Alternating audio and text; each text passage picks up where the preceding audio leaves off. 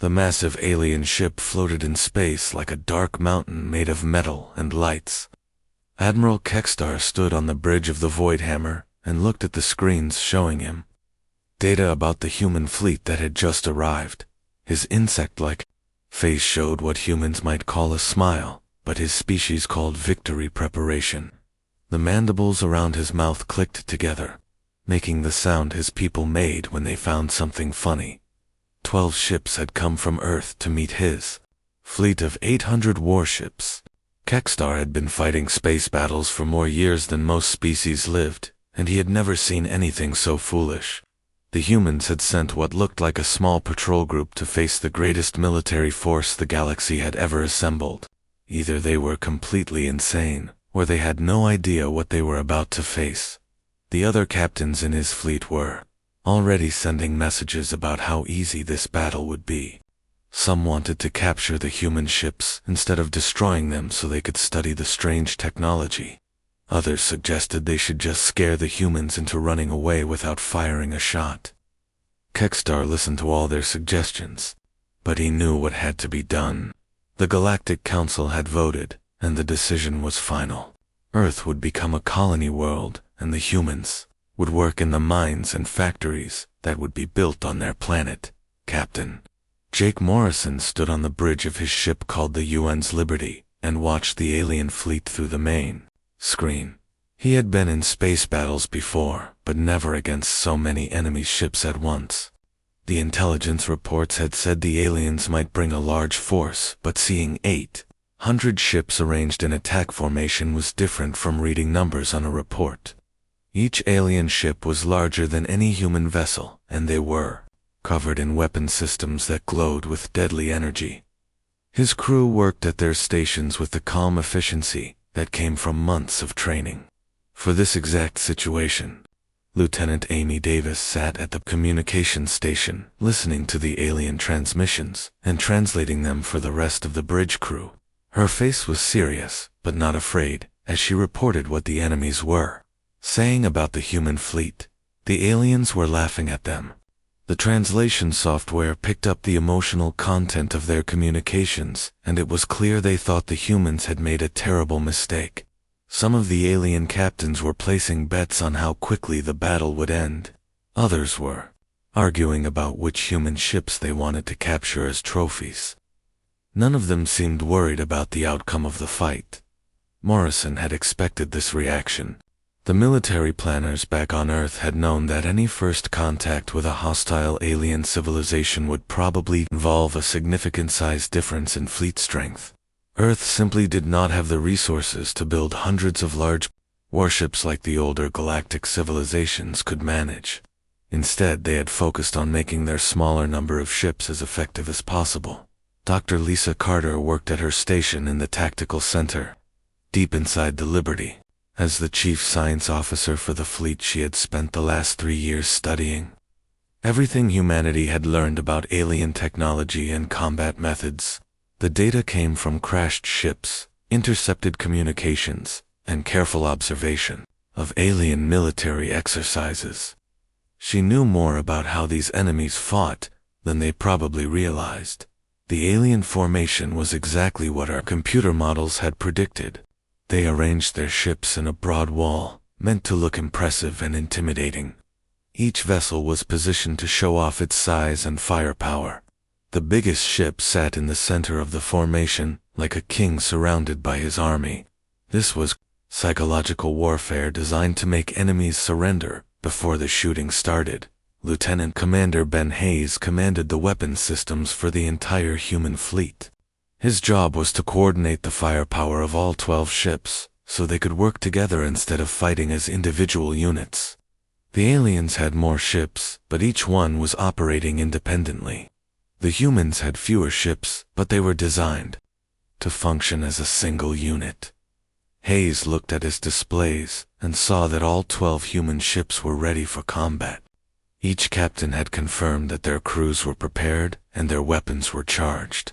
The defensive systems were online, and the special equipment that made human ships different from alien vessels was functioning perfectly. Everything was ready for the battle that would determine whether Earth remained free or became another conquered world. The alien admiral opened a communication channel to the human fleet. His translated words came through the speakers on every human ship at the same time. He offered the humans one final chance to surrender before his fleet destroyed them. He told them that resistance was pointless, and that their small number of ships could never hope to defeat his massive armada. He promised that humans who gave up now would be treated well as workers in the new colonial system. Morrison listened to the demands and threats without changing his expression. He had heard similar words from human enemies in battles fought closer to Earth. Bullies always talked the same way, whether they were human pirates or alien conquerors.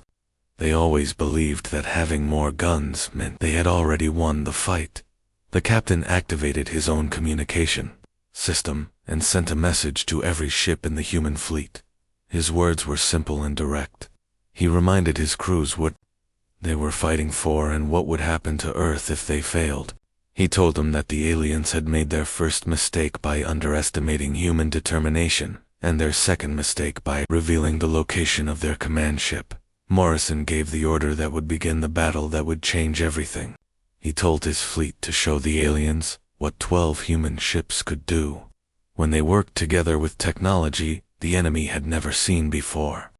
The 12 human ships began moving through space in a pattern that confused the watching alien commanders.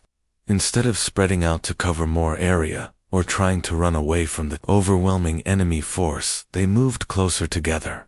Dr. Lisa Carter monitored the tactical displays from her position deep inside the UNS Liberty and watched as her predictions about alien behavior proved correct once again.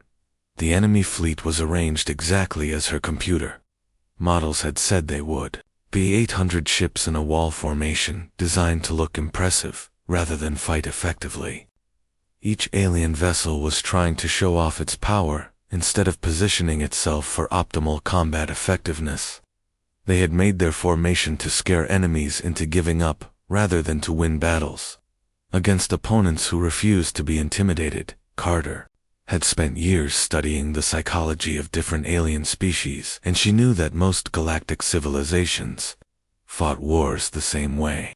They built the biggest ships they could manage and filled them with the most powerful weapons available, then relied on superior numbers to overwhelm their enemies. It was an approach that worked well against other aliens who used similar tactics, but humans had developed completely different ideas about space combat. Commander Ryan Walker stood on the bridge of his ship, the UN's Defiance, and watched his instruments as the human fleet moved into its battle formation. His ship was one of the smaller vessels in the group, but it carried the same advanced technology that made the entire human fleet special. Walker had been skeptical when the scientists first explained how their new defensive systems were supposed to work, but the test results had convinced him that humanity had developed something revolutionary. The alien ships began charging their weapons systems in preparation for what they expected to be a very short battle. Energy readings spiked across the enemy fleet as hundreds of cannon batteries and missile launchers prepared to fire. The aliens were taking their time because they wanted to create an impressive display of firepower that would be recorded for later broadcast throughout the galaxy. Admiral Kekstar watched the human ships cluster together and felt pleased with how easy his victory was going to be. The enemy formation looked like a defensive huddle that would make targeting much simpler for his gunners. Instead of having to chase 12 separate ships across a wide area of space, his fleet could concentrate all their firepower on a single small target zone. The alien admiral opened another communication channel to the human fleet and offered them one more chance to surrender. He pointed out that their tactical formation was completely wrong for the situation they faced. He explained that clustering together would only make it easier for his ships to destroy them all at once. He suggested that the human commanders were either inexperienced or incompetent. Morrison listened to the alien taunts and smiled slightly. The enemy was making exactly the same assumptions that human opponents had made in earlier conflicts. They looked at human tactics and saw weakness because human methods were different from what they expected. They never considered that different might mean better. Lieutenant Amy Davis reported that all human ships were now in position and ready for the next phase of their battle plan. The special equipment that made human vessels unique in the galaxy was online and functioning perfectly. Energy readings showed that the defensive network was stable and prepared to handle whatever the alien fleet could produce. Dr. Carter activated her communication system and spoke to the science officers on all 12 human ships. She gave them the technical data they needed to coordinate their defensive systems and reminded them that the success of their mission depended on perfect timing. Each ship had to contribute to the network at exactly the right moment, or the entire system would fail. The human defensive technology was based on a simple principle that no other species had ever considered. Instead of building bigger individual shields, each human ship carried smaller shield generators that could link together with other ships in the fleet. When 12 ships connected their defensive systems, the combined strength was far greater than the sum of its parts. Chief Engineer Pete Collins worked at his station aboard the UN's Defiance and monitored the power flow between ships in the human formation. The energy network that connected all 12 vessels was invisible to outside observers, but it created a defensive barrier stronger than anything the galaxy had ever seen. Collins had helped design the system, and he knew it could handle far more punishment than the aliens were capable of delivering. The alien fleet finished their weapon charging sequence and prepared to demonstrate their overwhelming superiority. Kekstar gave the order to begin bombardment, and 800 ships opened fire simultaneously. The space between the two fleets filled with energy beams and explosive projectiles as the aliens unleashed enough firepower to destroy a small moon. The devastating attack reached the human formation, and something impossible happened. The alien weapons struck an invisible barrier around the clustered human ships, and their deadly energy was absorbed completely. Beam after beam hit the defensive network and vanished without causing any damage to the ships it protected. The aliens had just fired their best shot and achieved absolutely nothing. Carter watched her instruments and smiled as the enemy attack proved her calculations correct. The linked shield network was operating at only 15% of its maximum capacity. The alien fleet could continue firing for hours without penetrating the human defenses. She activated her communication system and informed Morrison that Phase 1 of their battle plan was complete. The alien commanders stared at their displays in confusion as their sensors reported 0 damage to the enemy fleet. Their most powerful weapons had been completely ineffective against whatever technology the humans were using. Some alien captains thought their instruments were malfunctioning, while others wondered if the humans had developed some kind of advanced armor that their intelligence reports had missed. Morrison activated the fleet communication system and spoke to all 12 human ships at once. He told his crews that the enemy had revealed their maximum firepower and proved it was insufficient to penetrate human defenses. Now it was time for the aliens to discover what human weapons could accomplish against targets that had no defense, against technology they had never encountered before. The human ships began charging their own weapon systems while maintaining their defensive formation. Each vessel carried only a small number of weapons compared to the alien ships, but those weapons represented years of research into combat methods that no other species had ever developed. The aliens were about to learn that in space warfare bigger was not always better. Admiral Kekstar stared at his tactical displays in complete bewilderment as his sensors continued to report that the human ships had taken 0 damage from the massive bombardment.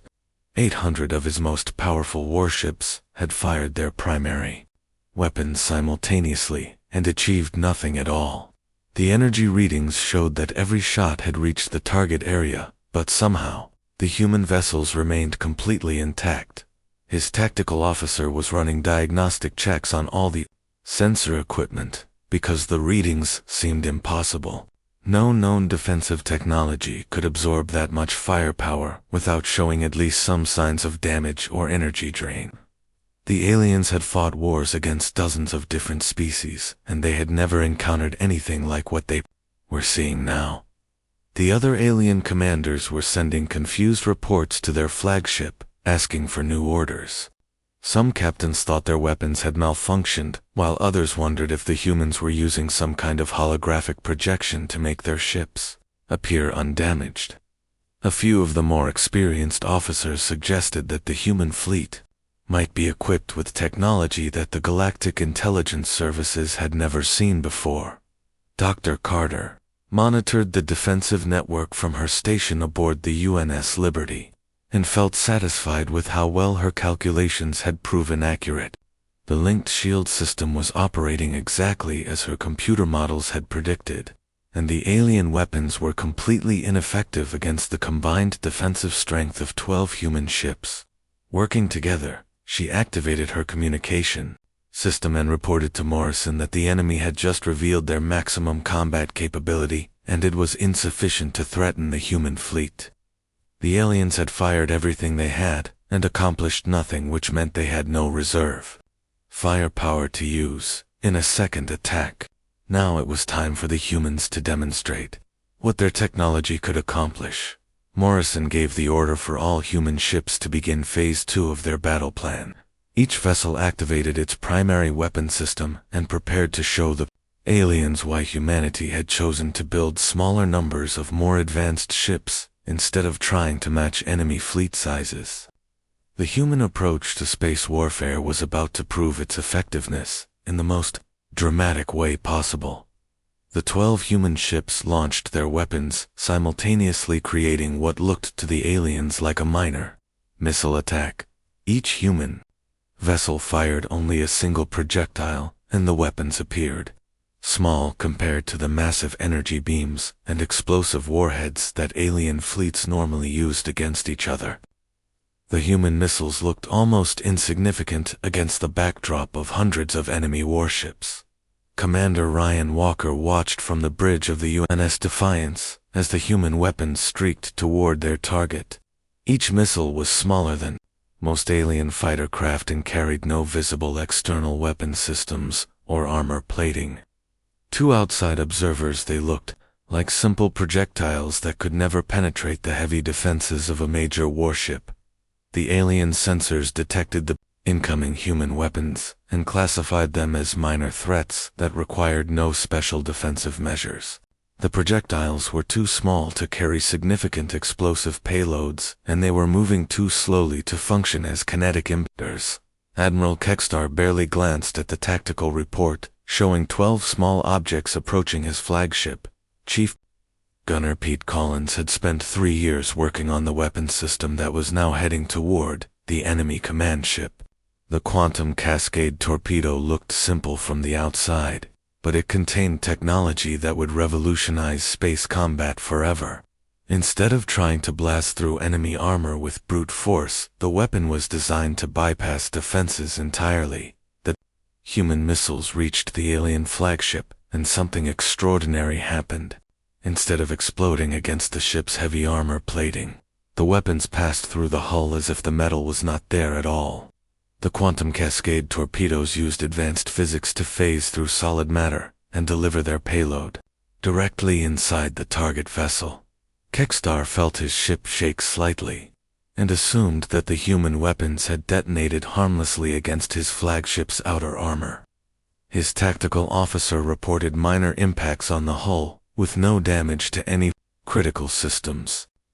The alien admiral was about to order another bombardment of the human fleet, when his instruments began showing readings that made no sense. The quantum cascade effect activated inside the Void Hammer, and began converting the ship's own power systems into weapons against itself. Dr. Carter had designed the torpedo payload to work with alien technology instead of trying to overpower it. The weapon turned the enemy ship's massive energy generation capabilities into a controlled chain reaction power conduits throughout the alien flagship began overloading as the quantum cascade spread through every system aboard the ship. Emergency. Alarms sounded on every deck as the vessel's own power grid became a weapon that was destroying the ship from within.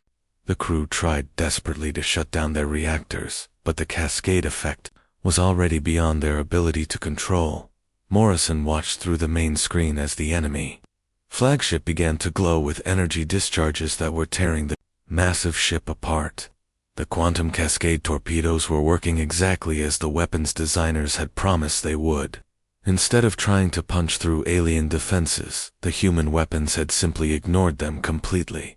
The void hammer exploded in a brilliant flash of light that could be seen throughout the entire battle area. The pride of the alien fleet and symbol of their military superiority was completely destroyed by weapons that had looked too small to threaten even a minor warship. 800 enemy vessels watched in stunned silence as their flagship vanished into expanding clouds of debris. Lieutenant Amy Davis reported that she was detecting escape pod launches from the area where the alien flagship had been moments before. Some of the enemy crew had managed to evacuate before their ship was completely destroyed, but their command structure was gone and their most powerful vessel had been eliminated by a single coordinated attack from the human fleet. Admiral Kex found himself floating in an escape pod and staring at the empty space where his ship had been. His mandibles clicked frantically as he tried to understand what had just happened.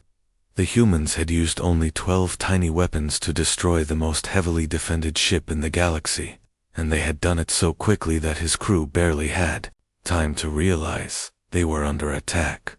The alien fleet began showing signs of panic as word spread that their flagship had been completely destroyed. Ship captains were demanding explanations from their tactical officers, while communications channels filled with confused reports and urgent requests for new orders. Nobody could understand how such small weapons had penetrated their best defenses and eliminated their most powerful vessel. Morrison activated an open communication channel that would reach every ship in the enemy fleet. He spoke calmly and clearly as he explained that the human fleet still had 11 more quantum cascade torpedoes ready to fire. He gave the aliens 30 seconds to begin withdrawing from the battle area, or humanity would demonstrate that the destruction of their flagship had not been a lucky accident. The alien fleet hung motionless in space as hundreds of ship captains tried to process what they had just witnessed. Their most powerful vessel had been completely destroyed by weapons that looked too small to damage even a lightly armed patrol ship. Admiral Kextar's voice came through the communication systems from his escape pod, but his words were filled with confusion and disbelief rather than the confidence he had shown before the battle began. The alien tactical officers were running every scan they could think of to understand what had happened to their flagship. The sensor data made no sense according to everything they knew about space combat and weapon technology. The human projectiles had been too small to carry significant explosive charges, and they had shown no energy signatures that would indicate advanced warheads. Commander Ryan Walker studied his displays aboard the UN's Defiance and watched the chaos spreading through the enemy formation. Individual alien ships were breaking away from the main fleet without orders as their captains decided that discretion was more important than following battle plans.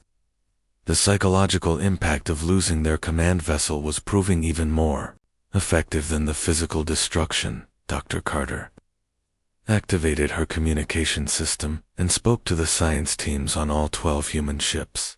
She reminded them that the quantum cascade torpedoes had performed exactly as designed, and that their defensive network remained at full strength. The alien fleet still outnumbered them by more than 60 to 1, but those numbers meant nothing if the enemy weapons could not penetrate human shields. The aliens had built their entire military strategy around the concept of overwhelming firepower, delivered by massive fleets of heavily armed warships. They had never encountered an opponent who could ignore their defensive systems and destroy their most powerful vessels with weapons that looked insignificant. Their tactical doctrine had no provisions for dealing with enemies who fought using completely different principles. Morrison gave the order for his fleet to begin moving toward the alien formation in a slow advance that would give the enemy commanders time to make their decision. He was not interested in destroying hundreds of alien ships if he could convince them to withdraw without further combat. The goal was to protect Earth, not to start a war that would continue for decades. Chief Engineer Pete Collins monitored the power systems aboard his ship and confirmed that all human vessels remained ready for extended combat operations. The defensive network was operating at minimal power levels because the alien weapons had proven completely ineffective. The offensive systems were fully charged and ready to launch additional quantum cascade torpedoes at any targets that refused to retreat. Several alien ship captains were already broadcasting surrender messages and requesting permission to leave the battle area. Others were demanding explanations from their surviving commanders about how the humans had developed such advanced technology without any of the galactic intelligence services detecting it. A few of the more aggressive alien officers were calling for renewed attacks despite the obvious futility of their conventional weapons. Lieutenant Amy Davis reported that she was detecting significant communication traffic between enemy vessels as their commanders tried to decide what to do next. Some alien ships were preparing to retreat, while others seemed to be forming smaller groups that might attempt individual attacks on the human fleet. The enemy formation was falling apart as unit cohesion collapsed. The quantum cascade torpedoes had been designed by human scientists who understood that other species relied on brute force approaches to space warfare. Instead of trying to build bigger weapons that could overpower alien defenses, the research teams had focused on developing technology that could bypass defenses entirely. The results had exceeded even their most optimistic predictions. Admiral Kekstar managed to establish communication with the surviving alien commanders and tried to restore some kind of order to his scattered fleet. He ordered his remaining ships to maintain formation and prepare for a coordinated withdrawal from the battle area. The alien admiral had finally accepted that his forces could not defeat an enemy whose technology was so far advanced beyond their own capabilities. Morrison watched as roughly half of the alien fleet began moving away from the human formation, while the other half seemed unable to decide what course of action to take. He activated his communication system again and addressed the enemy commanders directly. He explained that humanity had no interest in conquering alien territory or destroying their ships unnecessarily, but Earth would defend itself against any threat. The captain made it clear that the human fleet possessed enough quantum cascade torpedoes to eliminate every remaining alien vessel if they chose to continue fighting. He pointed out that their flagship had been destroyed by weapons that represented only a small fraction of humanity's total firepower. He suggested that the aliens should consider whether their military objectives were worth the complete destruction of their entire fleet. Dr. Carter studied the tactical displays and noted that more alien ships were beginning to show signs of retreat. The enemy commanders were finally understanding that they were facing technology they could not counter with conventional weapons or tactics. The demonstration had achieved its primary objective of convincing the aliens that attacking Earth would be far more costly than they had originally calculated. Some of the alien vessels were broadcasting requests for technical information about the human weapons so they could develop appropriate countermeasures. Morrison responded that such information would only be shared through proper diplomatic channels after a formal peace agreement had been negotiated between Earth and the various alien civilizations represented in the attacking fleet. Commander Walker reported that his sensors were detecting energy buildup in several alien ships that might indicate preparation for another attack. He requested permission to launch additional quantum cascade torpedoes at any vessels that showed hostile intent. Morrison approved the request, but ordered his fleet to wait until the aliens actually opened fire before responding with lethal force. The remaining alien commanders held emergency conferences to discuss their situation and options. They had arrived at this location expecting to face a primitive species that could be easily conquered and forced into colonial servitude. Instead, they had encountered advanced military technology that made their own weapons and defenses completely obsolete. Their invasion plans were in ruins, and their most powerful ship was nothing but scattered debris. Lieutenant Commander Ben Hayes monitored the weapon systems throughout the human fleet, and confirmed that all ships remained ready for immediate combat if the aliens chose to continue their attack.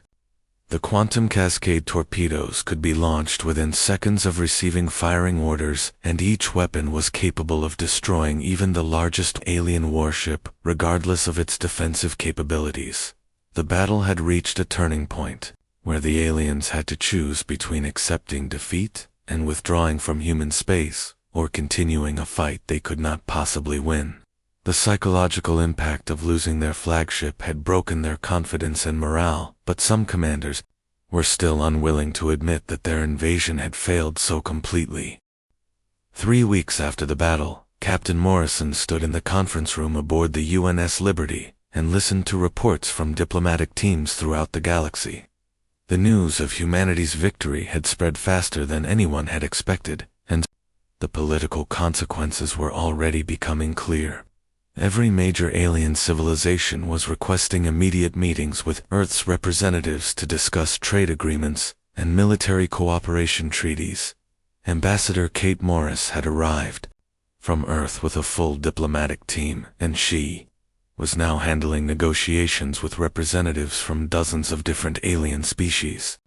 The conference room was filled with holographic projections of alien diplomats, who were all eager to establish friendly relations with the species that had just revolutionized space warfare with weapons nobody had seen before. Dr. Carter presented her analysis of the battle's impact to the assembled delegates and explained how the demonstration had changed galactic military thinking overnight.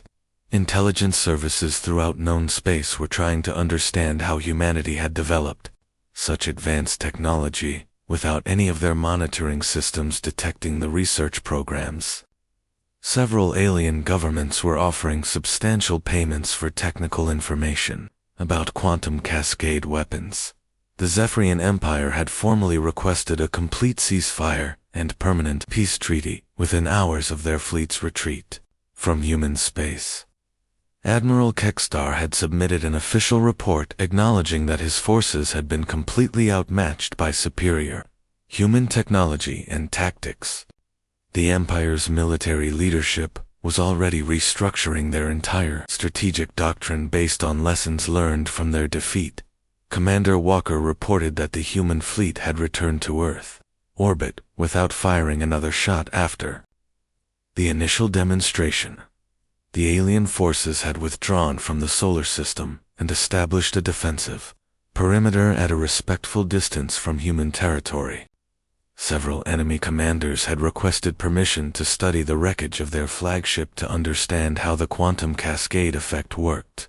Morrison read intelligence reports showing that word of the 12-ship victory was being discussed in alien military academies and strategic planning centers throughout the galaxy. The battle was already being studied as an example of how technological innovation could overcome massive numerical superiority.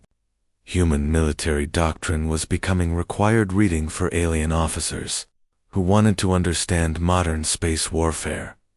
The psychological impact of the victory had proven even more important than the actual military results. Alien civilizations that had viewed humanity as a primitive species, suitable only for conquest or exploitation, were now treating Earth as a major power that deserved respect and careful diplomatic handling. The balance of power in the galaxy had shifted dramatically in humanity's favor. Ambassador Morris addressed the alien delegates and explained Earth's position on future relations with other species. Humanity was interested in peaceful cooperation and beneficial trade relationships, but any attempts at conquest or colonization would be met with the same decisive response that had destroyed the Zephyrian flagship. Earth would defend itself and its allies using whatever methods proved necessary. Lieutenant Amy Davis had been promoted to communications director for the entire human diplomatic mission and she was now coordinating discussions with alien representatives who wanted to establish formal relations with Earth. Her translation software was working overtime as species throughout the galaxy requested information about human culture, technology, and political systems. The battle had achieved something that decades of peaceful contact might never have accomplished. Every alien civilization now understood that humanity possessed advanced military capabilities and the willingness to use them when threatened. The respect that came from demonstrated strength was opening diplomatic doors that had previously been closed to Earth's representatives. Dr. Carter was leading a team of scientists who were working with alien researchers to develop new technologies based on principles learned from studying quantum cascade effects. Several species had offered to share their own scientific discoveries in exchange for access to human research data. The cooperation was producing innovations that neither side could have achieved working alone. Chief Engineer Collins had returned to Earth to work on designing improved versions of the quantum cascade torpedoes and the linked shield systems that had made the victory possible. The military was already planning upgrades that would make human ships even more effective in future conflicts. Other nations on Earth were requesting access to the technology so they could build their own advanced vessels. Admiral Kekstar had been recovered from his escape pod and was now serving as a military advisor to help alien forces understand how to fight against opponents who used unconventional tactics and technology. His official reports included detailed analysis of human combat methods and recommendations for developing countermeasures against quantum cascade weapons. The victory had established several important principles that would guide human expansion into space for years to come. Size and numbers were less important than innovation and tactical intelligence. Defensive cooperation could multiply the effectiveness of smaller forces when facing larger enemies. Psychological warfare was often more decisive than purely military considerations. Morrison received reports that the UN's Liberty and her 11 sister ships were being honored as the most successful small fleet in galactic military history. Their names were being added to strategic databases as examples of how proper coordination and advanced technology could overcome overwhelming odds. The human approach to space warfare was being studied and copied by military planners throughout known space. The Galactic Council had officially recognized Earth as a full member civilization with voting rights and territorial sovereignty that would be respected by all member species. Humanity had earned its place among the stars, not through gradual diplomatic progress, but through a single decisive demonstration of military capability that nobody could ignore or dismiss. Lieutenant Commander Hayes was working with alien weapons experts to develop new defensive systems that could potentially counter quantum cascade attacks. The cooperation was voluntary and mutual, as both sides recognized that advancing military technology would benefit everyone who might face common threats in the future. The battle had created partnerships that might never have existed without the shared experience of revolutionary combat. The 12 ships that had faced 800 alien vessels and achieved complete victory were now returning to Earth as heroes who had secured humanity's future in the galaxy. They had proven that human ingenuity and determination could overcome any challenge when applied with intelligence and courage. The species that had been dismissed as primitive and weak had become a major galactic power through the effective use of advanced technology and superior tactics. Earth's position in the galaxy was now secure and respected. The lesson learned by every alien civilization was clear and unforgettable. Never again would any species make the mistake of underestimating humanity because of fleet size or conventional military strength. The 12-ship victory had established that human military thinking operated on principles that made traditional approaches to space warfare obsolete.